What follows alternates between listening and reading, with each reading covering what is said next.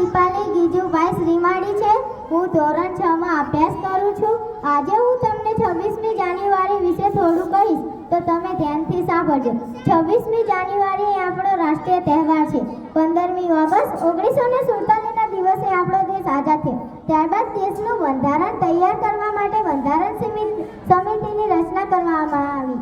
આ બંધારણ 26મી જાન્યુઆરી 1950ના રોજ અમલમાં આવ્યું।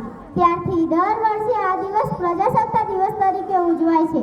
26મી જાન્યુઆરીના દિવસે સવારે શાળાઓમાં અને સરકારી કચેરીઓમાં ધ્વજવંદન કરવામાં આવે છે અને રાષ્ટ્રધ્વજને સલામી આપવામાં આવે છે। રાષ્ટ્રધ્વજને સલામી આપતી વખતે રાષ્ટ્રગીત ગવાય છે। ના પૂછો જમાને से क्या हमारी कहानी है, ना पूछो जमाने से क्या हमारी कहानी है, हमारी पहचान तो सिर्फ एक ही है कि हम हिंदुस्तानी है। I wish you all a happy Republic Day. Thank you.